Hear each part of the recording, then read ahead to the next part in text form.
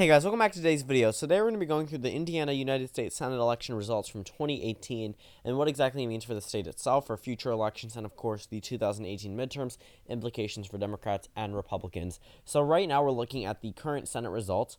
51% of the vote went to Mike Braun, 45.1% went to Joe Donnelly. This was last updated today, November 11th, 2018 at 10:56 p.m. Eastern Time. And this race was actually called pretty early in the night. This race was called for Mike Braun, one of the first few pickups for the GOP. And it was very surprising because Mike Braun led throughout the night by a consistent lead, 20% in some instances where he was leading by that, leading all the way up into 50% of precincts reporting. And yes, it did narrow down as more Democratic counties did come in, but he won by 5%. 6% of the vote, 5.9%, which rounds up to 6%. But that is a pretty considerable amount. That is around the same margin that Joe Donnelly won over his Republican opponent back in 2012, the same guy who essentially said that rape is a gift from God, something that he intended to happen, which was not helpful to his campaign. Many Republicans retracted their concessions, and Joe Donnelly still only won by 6%.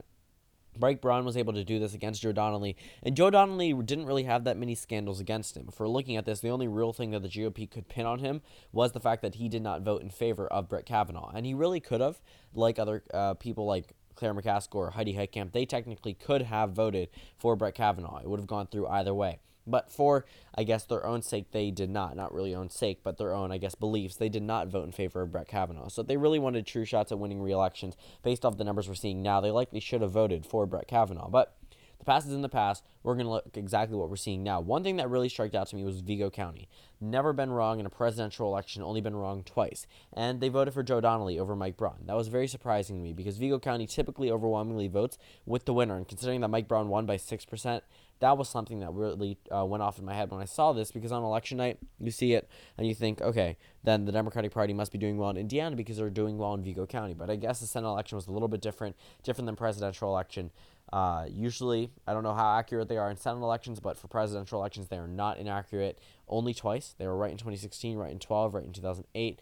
But it was very surprising to see Vigo County go to Joe Donnelly. But Mike Braun, you cannot take away from him. He won by a majority. This was not a plurality victory. And Lucy Brenton took away votes from the Republicans. So if Lucy Brenton was not here, the GOP probably would have a larger margin than they do now. But again, the past is in the past. Just looking at the numbers themselves, Mike Braun did phenomenal. But again, if Joe Donnelly technically did vote for Brett Kavanaugh, his re-election bid probably would have gone a lot smoother. We're looking at a map that definitely favors the Republican Party in terms of the Senate elections. 10 states that Trump won in 2016 that were up for re-election. 3 of those states were gains for the GOP. We don't know about the 4th one. But right now, Mike Braun is currently the next senator from the state of Indiana because he's not sworn in until January. I was about to say July. That is definitely not accurate. But here's the county map from 2012. Okay, there is a lot of red on that map, but there also is a little bit more blue. In fact, if we go to the 2018 map, keep in mind this is a plus 6% win for Joe Donnelly. A lot more red on that map than before. Okay, we can actually count the blue counties all in 2 hands. 1, 2, 3, 4, 5, 6, 7, 8, 9. Okay, if you go back to 2012, I'm not going to count them all, but there were a little bit more Democratic counties, and some of them are a little bit more shaded in than they are here because they could be a lot lighter, like over here or across those 4 counties where they're a little bit darker of a shade here. In fact, in addition of another county, definitely a lot more counties in this area, congregation of them, but yes, they've all become more Republican counties, and that's because Mike Braun definitely had the same appeal that Donald Trump did in the state of Indiana, but Donald Trump probably did very well because of Mike Pence. Not to take away from his victory, just that Mike Pence definitely added on to it because he was the incumbent governor from the state itself. But if we go back to 2012, keep in mind he ran against a Republican who said rape is a gift from God. Keep that in mind. We are getting, Joe Donnelly only winning by 6%, 5.7%, so less than what the Republican won here in this election. But this was the first election of Joe Donnelly. I don't know why I said re-election. Joe Donnelly's first time being elected. This was 2012. Obama was re-elected here. He did not win the state of Indiana, even though he won it in 2008. So I guess you could say that it was a little bit more contested because he won in 2008. Democrats probably wouldn't have targeted it as heavily if it was just an open seat, even though it is Indiana. 2012 was not necessarily supposed to be their year based off 2010 results. But overall, polling was pretty accurate. A 3% victory for Joe Donnelly. He actually won by 6%. But Libertarians overestimated here, like they were before. Joe Donnelly winning here with 50.004% of the vote, so still a majority, and very narrowly a majority, though. Richard Murdoch still got 44% of the vote. As for Joe Donnelly this time around, he got 45% of the vote. Mike Braun got 51% of the vote. Looking at that county map, not favorable to the Democratic Party, but they possibly could win here again, but probably not in a presidential election. Maybe an open Senate seat, but we're going to actually see when there is another open Senate seat. Keep in mind, the most recent open Senate seat from Indiana was 2016. And it could have gone to the Democratic Party if they played their cards right, which they did not. But overall, Indiana win for the GOP. But let's go ahead and take a look at the polling data for the state of Indiana today. Mike Braun won by 5.9%. That was the final margin. But the RCP average showed Donnelly leading by 0.7%. The most recent poll, actually the final poll, was done by Fox News. Donnelly wins with 45% of the vote, Braun at 38%, and Brenton at 5%. So that definitely says that there were a number of undecided voters. That definitely factored into the overall way that we look at this race. There were a total of 12% of undecided voters. So you can't say these polls were the most accurate or the ones that could pinpoint the most voters, because they can't. Donnelly won by 0.7% because of these polls that were definitely polling the group that really didn't have that many decided voters. When they took their little poll out of the state of Indiana, many of those voters had either not made up their minds or did not want to say who they were voting for. But overall, looking at the final results, they definitely missed that little Trump bump that they also missed in 2016. So right now, when we're looking at that, that could just be singular to, I guess, red states, because if you look at states like Wisconsin, Michigan, Pennsylvania, you really didn't see that, whereas Indiana is a lot more Republican.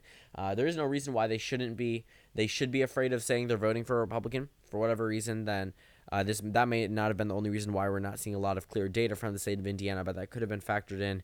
But overall, the state of Indiana definitely underestimated Mike Braun. This was not within the margin of error, so Indiana was incorrect about this. But overall, Donnelly was leading by 7% in the most recent poll. Not so accurate. But if we're looking at the RCP, I guess, Senate, I don't know if they have the, I guess, what is it, no toss-ups map that they typically have. I guess they don't have it anymore, but overall, looking at the states, the Democratic Party was winning in Indiana, losing in Missouri, winning in Arizona, I believe, if I'm remembering correctly. No, winning in Florida, losing in Arizona, winning in Nevada. It was just all over the place. But right now, Joe Donnelly leads by 0.7% in the most recent poll. In the most recent RCP average, but of course, Mike Braun won on election day by 5.9%. So that's not really a good attest to polling data in terms of the Indiana Senate race. For some reason, they were pretty accurate across the Rust Belt, across a number of Democratic states, but not so much in Republican states for whatever reason. Just these solid GOP states severely either underestimated Democrats in some states like Kansas, or overestimated Democrats in states like Indiana or maybe Missouri. Or Florida for that instance, but Florida's not really deep red. But going back to the 2018 results, again, where can the Democratic Party go from here? So right now, they got 45% of the most recent election. That is not necessarily the worst for the Democratic Party. I'm not saying that this is the best showing they could have had, not saying this is good for them, but it's not necessarily the worst. We're looking at a Democrat with 45% of the vote, voting against the interest of almost every voter in the state of Indiana, and still getting 45% of the vote. Yes, I get it. It was a Democratic wave year, but not so much in the Senate. Looking at these solid GOP states, nobody really expected the Democrats to take a filibuster-proof majority, mainly because, number one, it was impossible, and it wasn't really hyped up to be something like that. Looking at 2006, the Senate map definitely was the same, but they also had Nebraska as a safe Democratic state, so that was already going into their column. North Dakota was a safe Democratic state, so you really did not see these states having a lot of money poured into them, which means that they could have focused on other states. Indiana wasn't a toss-up back in 2006, but still, they focused money on states like Tennessee, like they did this time around. They were able to capture the state of Florida by a pretty large amount. I mean, that was considerable. Maryland was a toss-up, so this was a whole different type of caliber of races, whereas 2018, well, 2016 really led into the way for 2018 to be so much in favor of the GOP. Trump won here by double digits. Okay, these GOP candidates did not win here by double digits. Texas was the closest GOP victory out of all of them, besides Florida. Maybe if Florida does go in favor of the GOP. But right now, looking at just the overall results, Indiana definitely narrowed down from 2016, but still, They were able to win here. This was a pickup for the GOP regardless.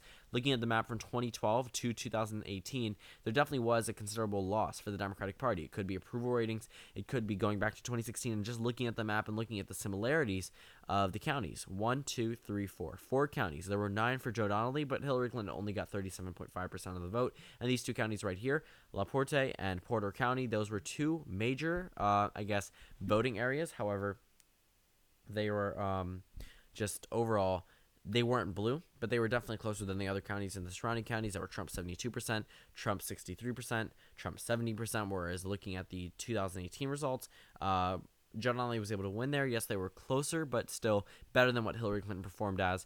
But major takeaways is that this was very, very good showing for the GOP. Yes, the Democratic Party, again, was not at their worst, but the GOP could not have taken this race better. They nominated a candidate like Donald Trump. And Mike Brown was not necessarily the best type of GOP candidate they could have ran. They could have ran a different type of candidate that probably would have won by a larger margin, but they ran with this candidate and they were able to get a victory here. The only area where the GOP really failed was probably the state of Montana and maybe Arizona, and that's really pushing it. So overall, that covers exactly what we were discussing in today's video about the 2018 Senate election from the state of Indiana. Thank you guys for watching this video. Comment down suggestions below, and I will see you all tomorrow.